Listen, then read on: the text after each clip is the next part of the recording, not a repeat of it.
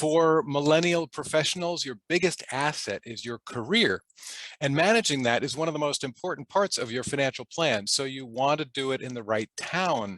Now, I realize I'm preaching to the choir here because most all of you are in or around Rochester, but you may be interested to find out some of the great stuff that's actually making Rochester an even better place. And so to bring us up to date, I could think of no better expert than New York State Senator Jeremy Cooney. Adopted by a single mom from an orphanage in Kolkata, India, Jeremy made history as the first Asian elected to state office from upstate New York. He was raised in Rochester, went to Rochester City Schools, and is the first graduate of the Rochester City Schools to serve in the Senate in decades. Now, you've probably seen him on the socials. He seems to be everywhere. He serves on the committees for higher education, transportation, cultural affairs, tourism, parks and recreation, among others. And he chairs the Cities 2 committee that, through its Regenerate Cities campaign, is working to find ways the state can support upstate cities to attract more people and jobs. And still, he finds time to participate in his neighborhood association and the Monroe County Democratic Committee, as well as sitting on the boards for Hobart and William Smith College, the Vestry of Christ Church, Rochester. And as an Eagle Scout, he serves as the vice chair of the executive board for the Seneca Waterways Council of the Boy Scouts of America. And he's a newlywed. Senator Cooney, I get tired just saying all that stuff. I have no idea how you do it all, but welcome and thanks for joining me on 30-Minute Money. Thanks, and glad to be with you, Stephen. I'm really excited to talk with you about this because you've been doing a lot of great work, and there's a lot of good stuff going on. So I'm really excited to share that with the people around town. But let's sort of get a lay of the land here, and sort of set up the layout here, because the population of upstate New York and the population of Rochester has gradually been declining over the course of a bunch of years, and I know that people in that millennial area are the biggest segment of the population. But can you tell us what's going on there? What are the trends? What are you seeing, especially in terms of those young professionals? I know that there are a lot of people who talk about wanting to keep college graduates here to help stimulate companies and stuff. So can you give us a little background on what's going on there? Sure, I'm glad to do so. And this conversation couldn't be better timed because, of course, we just completed a United States Census this year. Every 10 years, a census takes place. So for those of us who are data-driven or data-inclined, this is the newest information that can help guide decision-making, whether that's public policy, or whether that is decision-making in your own life and making the financial decisions around the environment that is New York State in 2021. And so I can tell you, population decreases or out-migration are not new terms to us in New York State, and certainly not in upstate New York. Right, right.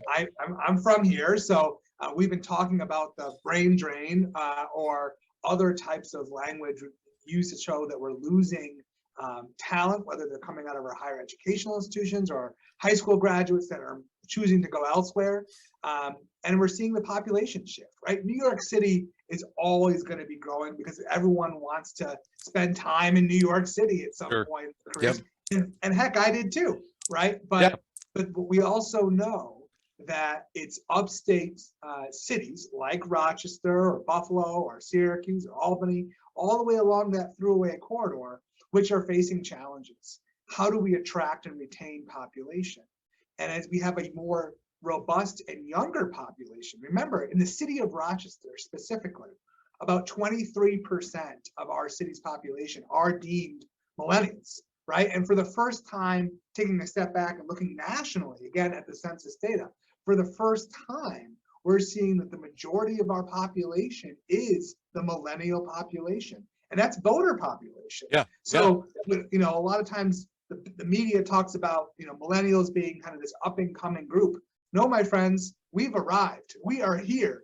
And the question is, how do we keep you in New York State? How do we keep you in a city like Rochester? And being at the I just squeeze in to that millennial age. I was born in 1981, so just squeeze into there. I just turned 40 this year, and so now I have an opportunity to help represent this group of population in public policy making, so that we're creating laws and creating policies that may be beneficial to this current generation.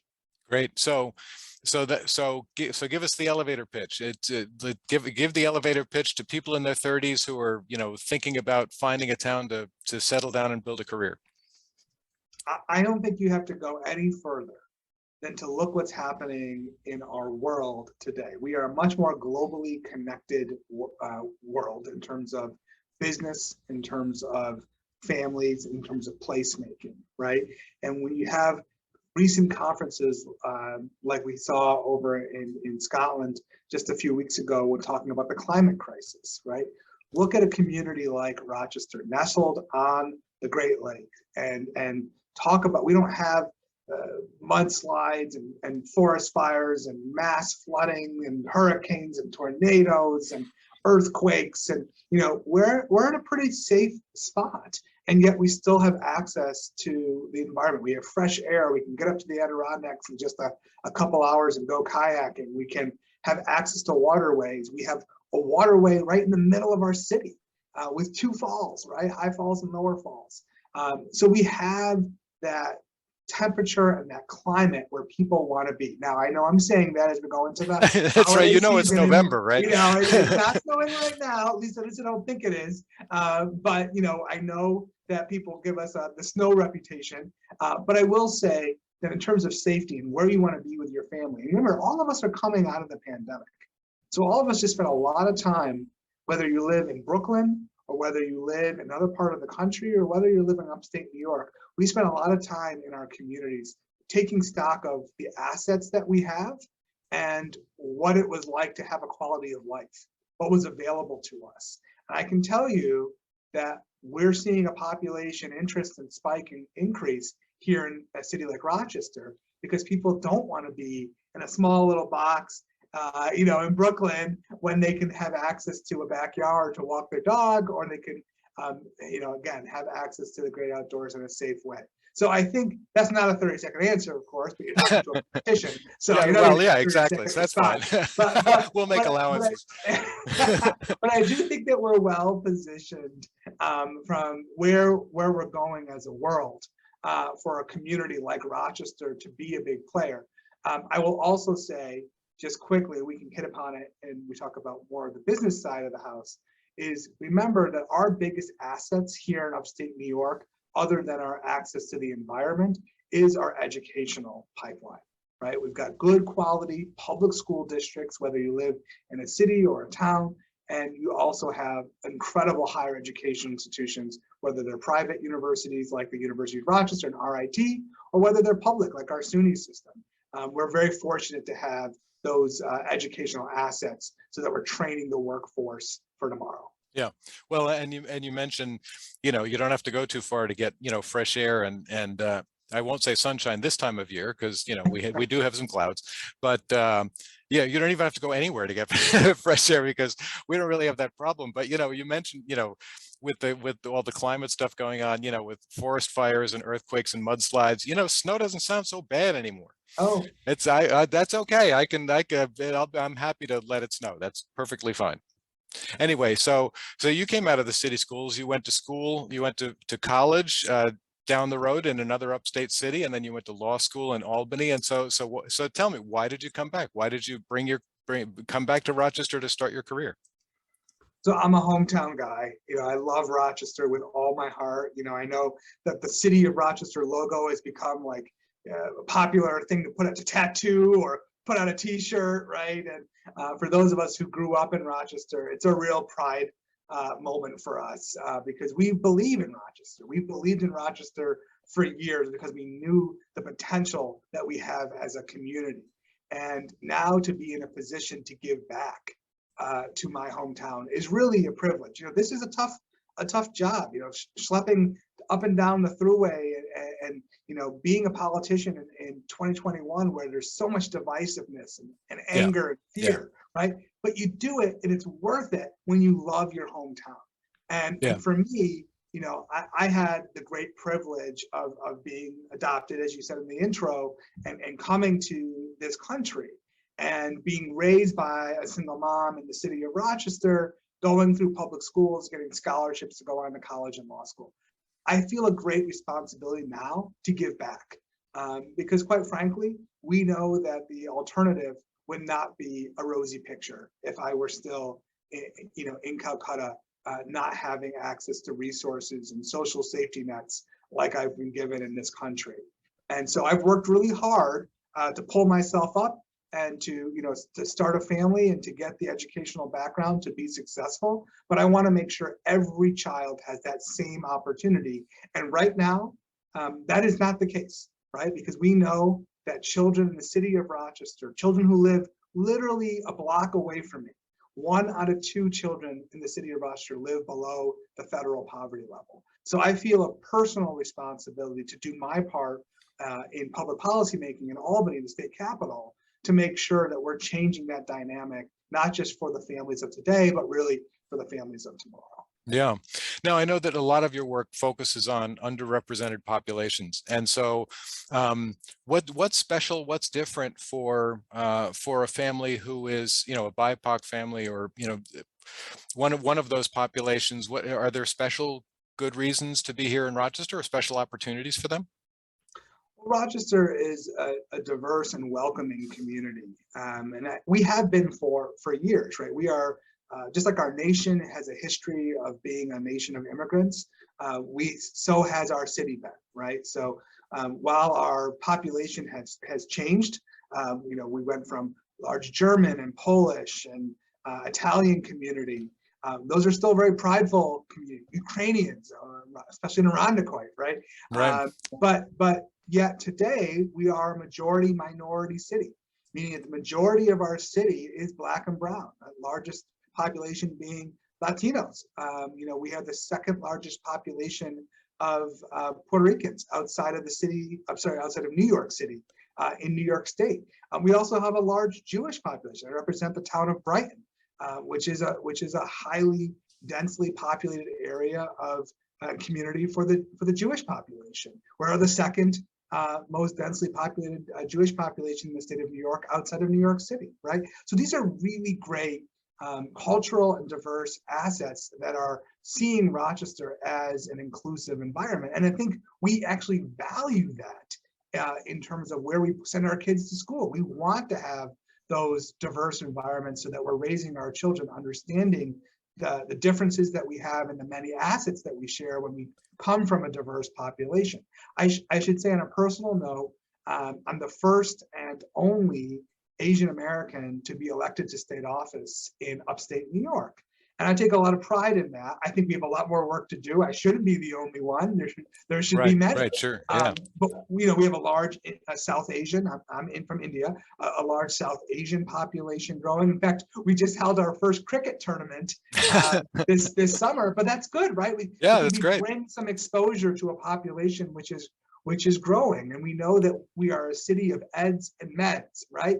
Educational institutions and healthcare, right? And a lot of Asian Americans and South Asians play a big role in that. So we're attracting a more diverse workforce and population in upstate, and we do that in a good way, right? We do that by specifically saying we welcome those relationships. I can just tell you, I was just the other day talking to the University of Rochester, and they have an incubator right here in downtown Rochester, and they work specifically by attracting startup companies from Israel, right? That's very intentional, like, because of our large Jewish population here. So okay. we want those companies and individuals to come to a community, and we want to treat people with dignity and respect because we know it benefits all of us. And are you talking about NextCore? Is that what you're talking about? Yes, correct. Yeah. So we had Matt Foley on the show, or his episode may air after yours, but yeah, we had him on the show, so he talked all about it. So let's talk about that, right? So that's some of the exciting stuff, is innovation, and I know that a lot of your issues revolve around innovation, and I know some of the things you're working on are incentivizing the workforce to relocate upstate. What other kinds of projects are going on that relate to innovation and stimulating it here in town? And so I would say, when it comes to job creation and economic development, those are buzz terms that most political leaders, whether you're a mayor, a county executive, a state legislator, a congressperson, they're all going to talk about it. But what I think how we differentiate ourselves and what we focus on is really the worker themselves. So we believe in investing in individuals. You as an individual invest in yourself. You get an education, you do planning, you purchase a home, perhaps you take out loans to start a business, right? You're investing in yourself. How can we in government now invest in you? Because you are the biggest asset we have to our region. If we have a lot of video game developers coming and concentrating in downtown Rochester, we're going to be able to attract those video game companies, which, by the way, are incredibly profitable and growing in popularity. Come a long way from Duck Hunt when I was right. Long way from Pong when I was younger. Yeah, right. This is a really sophisticated technology. This is computing, right? And so how do we and actually going into live entertainment with gaming, right? So this is a new industry cluster that if we have people who are trained and talented in this sector, maybe they went to RIT or maybe they just have an interest in this, that's going to help attract the jobs of the future.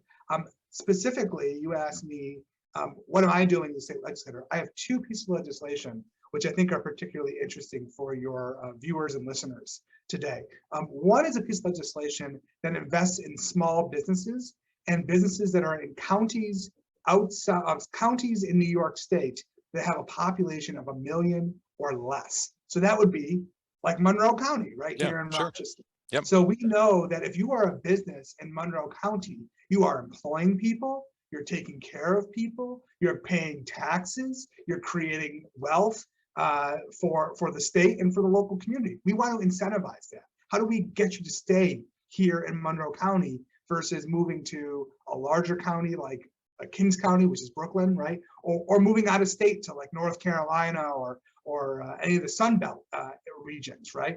How do we do that? Well, we want to create a preference so that if you are bidding on state work, and I'm on the Senate Procurement Committee, if you're bidding on state work, then we should recognize and give you a credit for choosing to be a small business in upstate New York. And so we have legislation that would give you that preference point when applying for a state contract. Another piece of legislation that I wrote is modeled after what I've seen in other states that are struggling with population loss. States like the state of Maine, the state of Kentucky, and I'll give you the state of Ohio. I'll give you an example. We know that people are much more mobile these days, especially with remote working opportunities. Yeah. So we have to work really hard, extra hard, to tell you to come to a community like Rochester. And so our bill, it's called the Remote Worker Grant Program, would incentivize you. Let's say you've been living in Boston for the last 6 years and you work for Google, right, in downtown Boston. And you want to move back to Rochester, you want to be closer to your parents, you want to maybe buy your home, maybe you want to start a family, you just got married. Okay, you come back to Rochester and now you're working remotely for Google, right? But there's a lot of moving costs involved there. You got to physically get to Rochester. Maybe you have to close on a new house. Maybe you got to set up a home office, so you need access to high-speed internet, or you need to buy the software that you need to do your job, right? This would provide a state grant program where you would get up to $5,000 to relocate to a community in Rochester. The key is that you still have to be employed and be working remotely. Right. Right. So that's the key, right? We want you to come, but you got to have a job. Yeah. Well, hey, all you remote workers, and let's not neglect some of the obvious stuff. If you sell your house, sell your condo in Boston, you can come to Rochester and buy 2 houses, and and work remotely and have all the open space and the easier transportation and all that. So that's really exciting. That's really cool that you're putting that program together. Now, and I think that's the kind of stuff, by the way, that I think will differentiate New York from other states, right? We can't just sit on our hands and say, hey, well, we're in New York. Of course you want to move to New York, right? We know that we pay higher taxes in New York State. But we get better roads, we get libraries that are open longer, we get good quality schools. So those are a lot of advantages of it. But we have to go that one step further. We have to do something a little bit easier to make it easier to financially incentivize people's decision making, right? Goodwill and the Empire State won't do it alone. We have to actually entice you to make that move. And we hope that you'll come back to upstate New York. Yeah, that's great. Or come to upstate New York, not just come back. Right, true.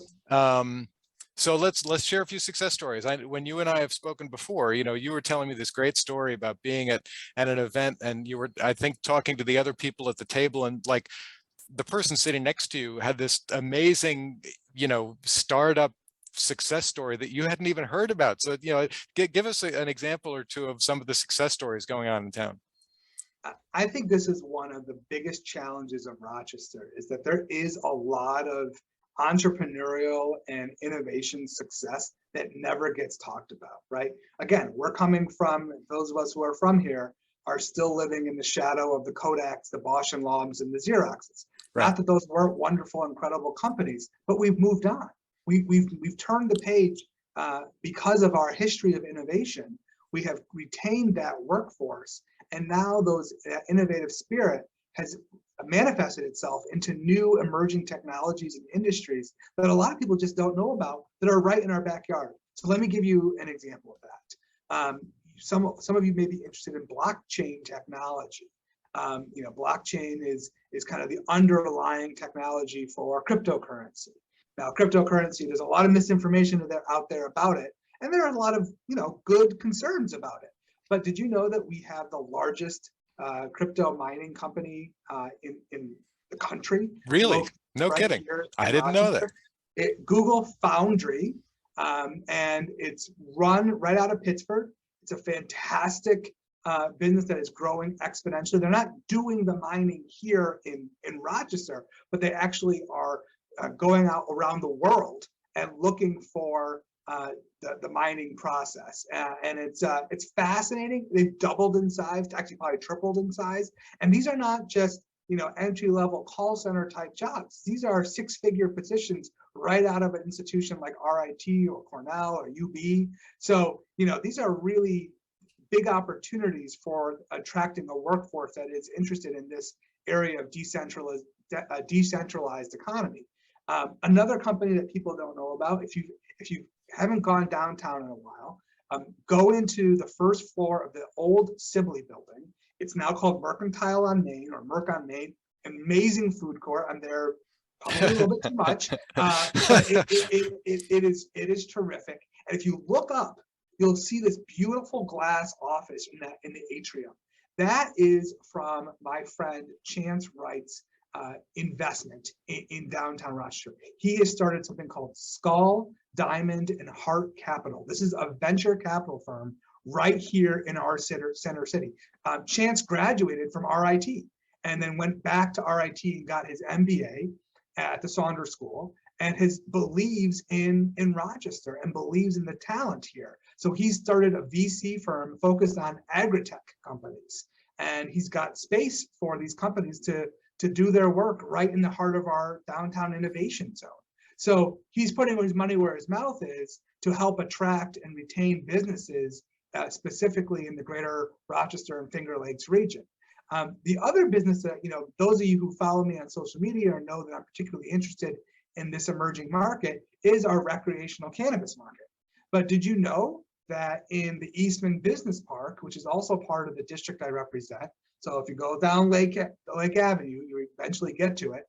It's the old Kodak Eastman Business Park that has Columbia Care located there. Columbia Care is one of the largest medical marijuana companies in New York State. They do actually the production, they grow right in the Eastman Business Park, super high-tech security.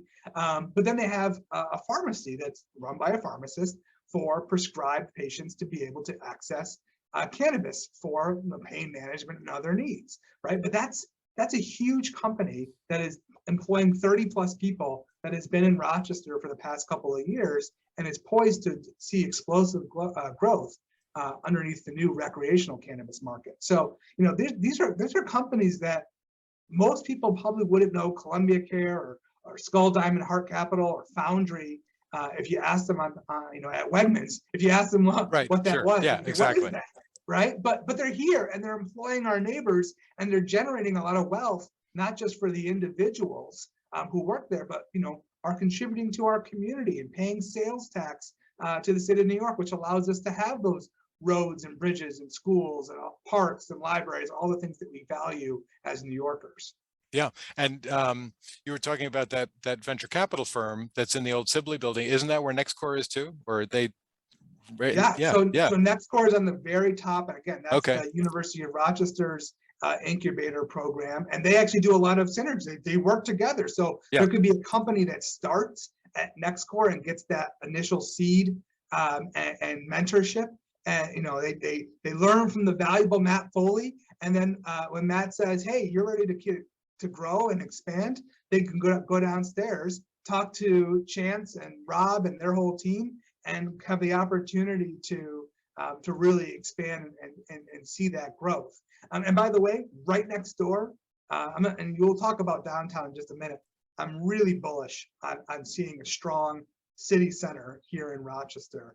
But right next door to the Sibley building is the RIT incubator, venture creation. Right. Yeah. Right. So again, higher education, our strength, because we're a glorified college town. Let's be honest. That's what we are, right? And that's a good thing. My wife works for U of R, and that's a really good thing. But they're creating the jobs of the future. They're not just graduating students. Right. They're helping their students create new jobs for the future generations of Rochesterians. Yeah. Now, you also chair the committee that is behind the Regenerate Cities campaign. Tell us a little bit about what that's about and what you're trying to accomplish. So this year, in January of 2021, the New York State Senate formed a new standing committee called Cities 2. Cities 2 focuses on all the cities in New York State outside of the city of New York. Because shocker, there are cities other than New York City. You don't have to tell us that. All our listeners are outside New York City. So, so Buffalo, Rochester, Syracuse, Albany, Yonkers are the big five. But we did a Regenerate, and it's Regenerate. We did an 8-city tour to visit the big five, plus the middle of our state. So way up in the North Country, Plattsburgh, which is right outside of Montreal, on the Canadian border, then down on the Thruway with the city of Utica, and then down in the southern tier with the city of Binghamton. So we've been to those 8 cities, and then recently I've gone to Corning in the southern tier as well, Amsterdam, which you pass on the way to Albany, which is a big millworking town, which is reinventing itself, and by the way, has the largest Latino population after Rochester in the state of New York. Fascinating. Interesting. And then also down the Hudson Valley, the city of Kingston, which used to be the capital of New York before Albany.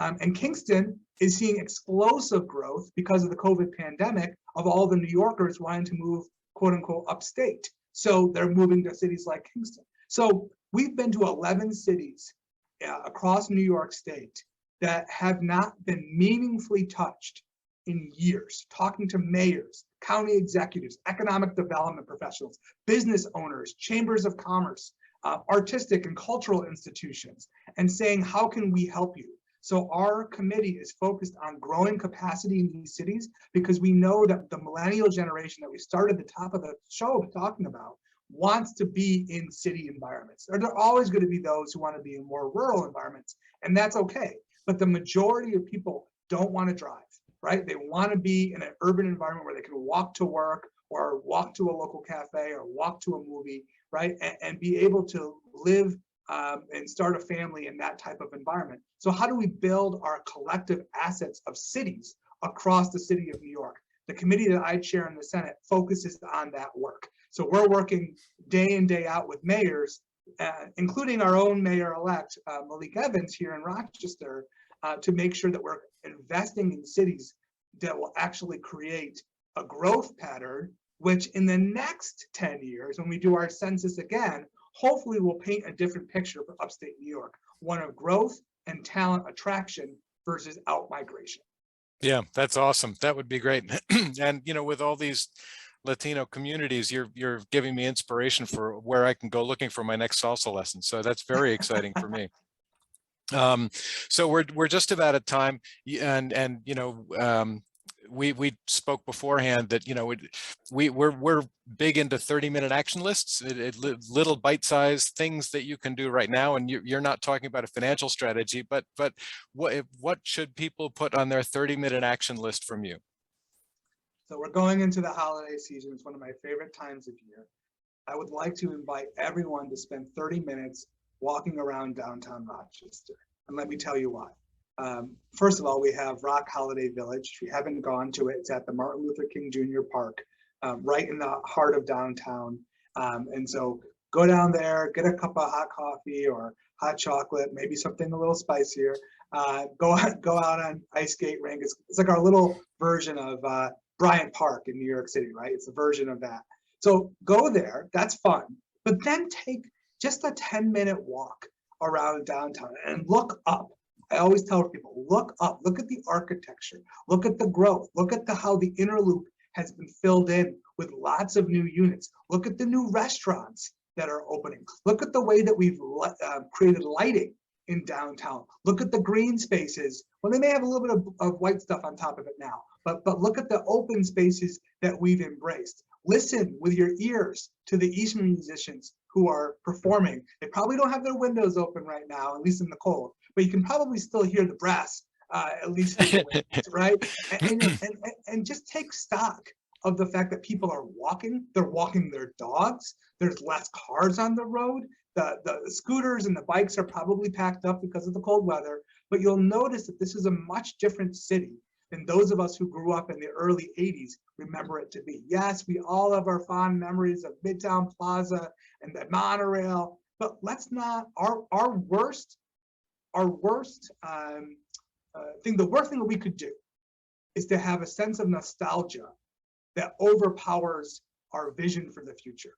We can't always look backwards. We have to dream big about where we want to go. So spend 30 minutes, come down, get some hot chocolate, walk around downtown, and then go back and tell a neighbor. If you live in the suburbs, tell a neighbor that you went downtown, that it was safe, that it was a beautiful experience, and that you can't wait to come back to Jazz Fest next summer. Yeah, and bring your out-of-town relatives to downtown and go see the RPO and, you know, do all the things you were just talking about. That's terrific. So if people want to follow you, follow what you're doing, that kind of stuff, if they want to get in touch with you, where should they be looking?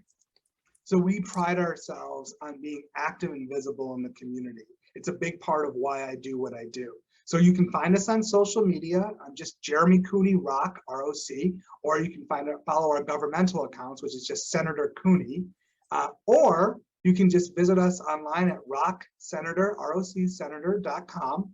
And if even better, you have to wear your mask, but come on over and visit us. We're right in the middle of downtown, overlooking Parcel 5 at Tower 280. So that's 280 East Broad Street, right in the first floor.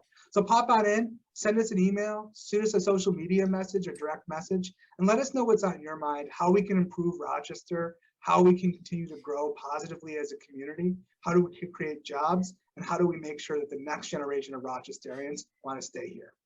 That's great. Well, Senator Cooney, thank you so much for spending time.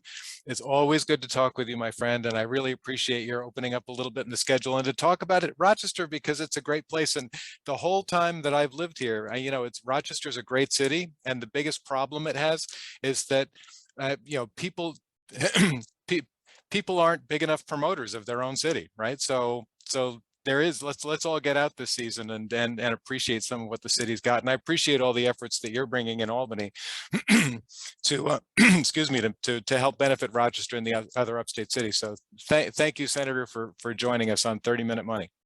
Glad to be here.